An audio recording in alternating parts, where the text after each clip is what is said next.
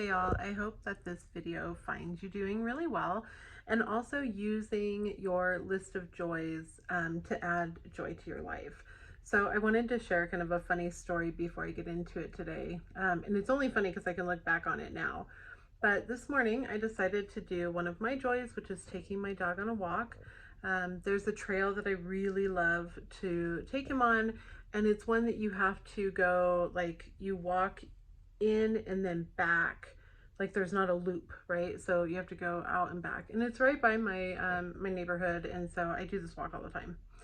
And luckily he was walking more with me, the dog, versus like walking kind of more towards the grass, and we were on the left side of the path.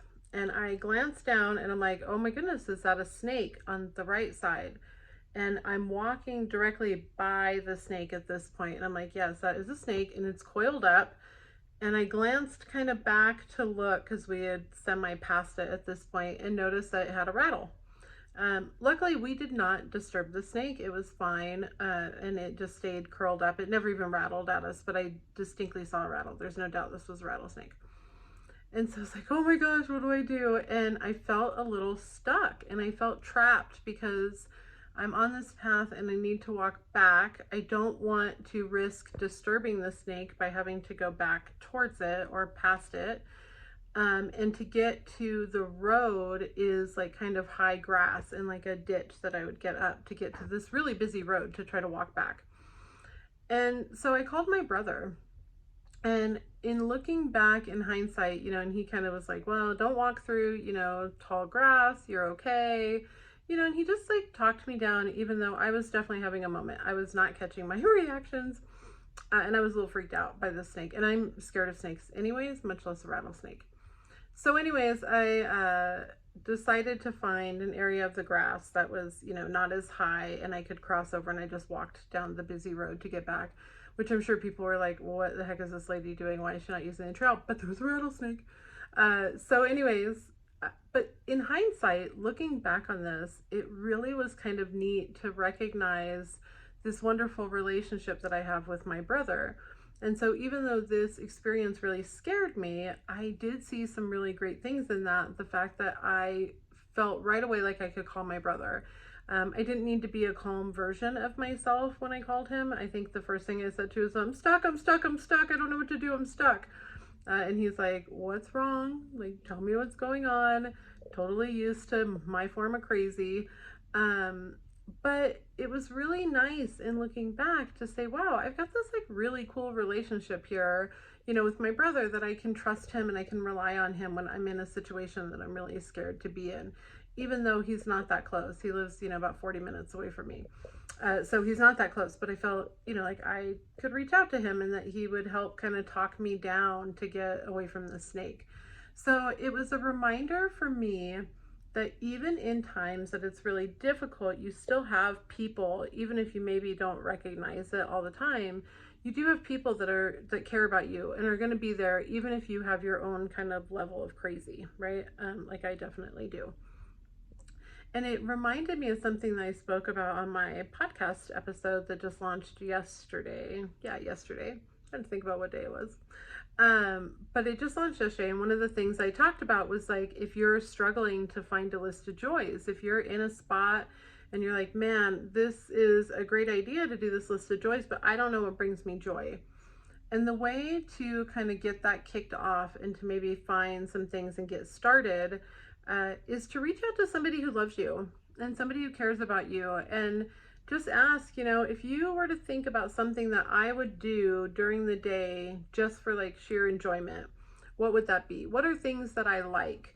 And I know that I have like a wealth of friends and family and people who really care about me who could give me that answer. And I know for the person who reached out to me about it, I definitely could give them a list of things that I'm like, oh, I think that, you enjoy this and you enjoy that. And, you enjoy cooking and you enjoy hanging out with your kids and you enjoy going to the pool. And, there's all these like different things that can become on this list. And what I found is that once I got started on the list, it was like, it became kind of a beast. and I still add to it. And so I continue to add to it and say, this is stuff that I enjoy. This is stuff that I would like to add to my days. And on some of those days, I just don't really know what to do with myself. I can pull that list up and identify things that I can do. And so another great thing that I would recommend is maybe making one that's like for certain days of the week.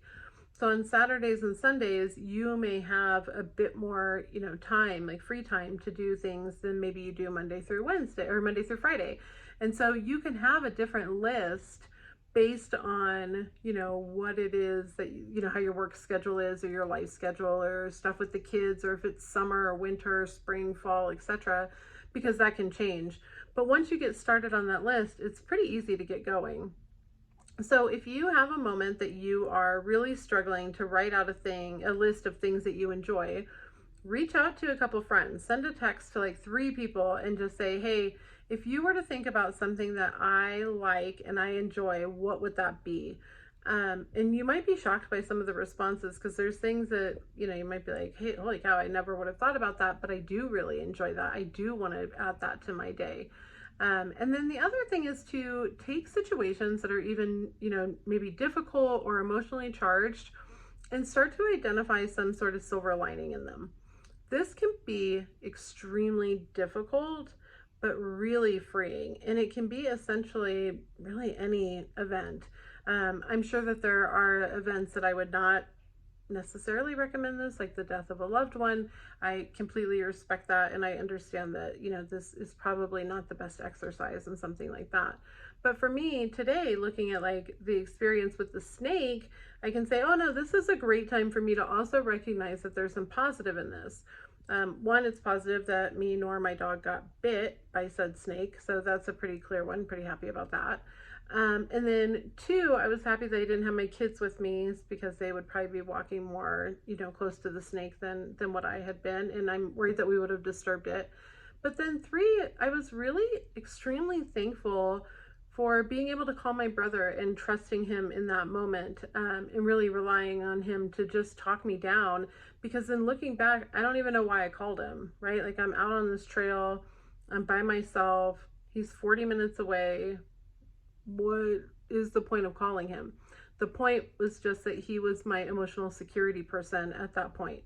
And at that time, I knew that I could rely on him to give me kind of some support that I needed, and really the attention that I needed to say, okay, you're in this situation, but let's stop and think about the best way to deal with this.